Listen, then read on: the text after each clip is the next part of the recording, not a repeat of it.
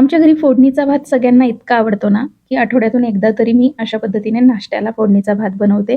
अप्रतिम चवीचा होतो. अजिबात शिळा भात उरण्याची मी वाट पाहत नसते. कारण तेवढा शिळ्या भाताचा फोडणीचा प्रकार आमच्याकडे पुरतच नाही. तर मी कसा बनवते फोडणीचा भात? चला तर पाहूया. तर एक मोठी कढई घेतलेली आहे. त्यामध्ये 3 ते 4 टेबलस्पून तेल गरम करून त्यामध्ये अर्धी वाटी शेंगदाणे छान खमंग तळून घ्यायचे आहेत. त्यानंतर शेंगदाणे काढून घेतलेत आणि आता यामध्ये 1 चमचा मोहरी, 1 चमचा हरभऱ्याची डाळ आणि 1 चमचा उडदाची डाळ हलकीशी परतून घेतल्यानंतर 1 चमचा जिरे आणि 1 चमचा बडीशेप परतून घ्यायची. त्यानंतर पातीचा कांदा आणि बारीक कट केलेल्या हिरव्या मिरच्या, चवीनुसार थोडं मीठ घालायचंय. फोडणी जेवढी करणार आहे त्यानुसार मीठ घालायचंय.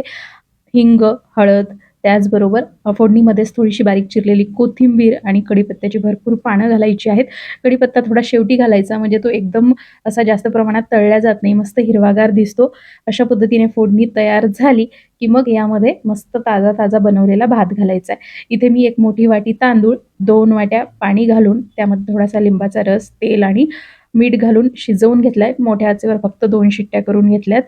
भात तयार झाला की लगेच कुकरचं झाकण काढून हलवून घ्यायचा आणि फॅन खाली ठेवायचा किंवा मोकळा करून घ्यायचा आहे. त्याचबरोबर यामध्ये मी चवीनुसार अगदी 1 टीस्पून साखर आणि 1 लिंबाचा रस पिळून घालायचा आहे. या फोडणीच्या भाताला लेमन राईस देखील म्हटलं जातं आणि भरपूर बारीक चिरलेली कांद्याची पात घालायची आहे आणि एकदम हलक्या हाताने हा भात जो आहे मिक्स करून घ्यायचा आहे. गॅसची फ्लेम अगदी मंद आचेवर ठेवायची आहे आणि छान असा हलका पिवळसर रंग, लेमन कलर आपल्या पूर्ण भाताला येईपर्यंत एकदम हलक्या हाताने हलवून घ्यायचा आहे. इथे भात गरम आहे, पण कलथ्याच्या सहाय्याने हलकंसं त्याला दाबून घेतलं ना, की शीतनशीत भाताचं मोकळं होतं आणि हा भात जो आहे ना, छान मोकळा झालाय. त्याचबरोबर ओलसर आहे, एकदम कोरडा झालेला नाहीये.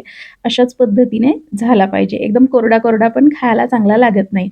तर सगळ्यात शेवटी परत बारीक चिरलेली कोथिंबीर आणि कांद्याची पात घालायची आहे आणि बघू शकता भाताचा रंग किती सुरेख आलाय आणि छान असा ओलसर त्याचबरोबर मोकळा आपला हा भात इथे तयार झालाय. मी अशाच पद्धतीने बनवते आणि आमच्या घरी सगळ्यांना खूप आवडतो हा फोडणीचा भात.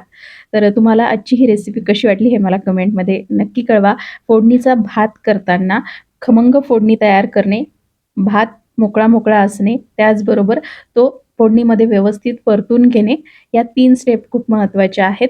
तर तुम्ही देखील अशा पद्धतीने एकदा फोडणीचा भात नक्की करून पहा. तुमच्या घरी आवडतो का? मला कमेंटमध्ये नक्की कळवा.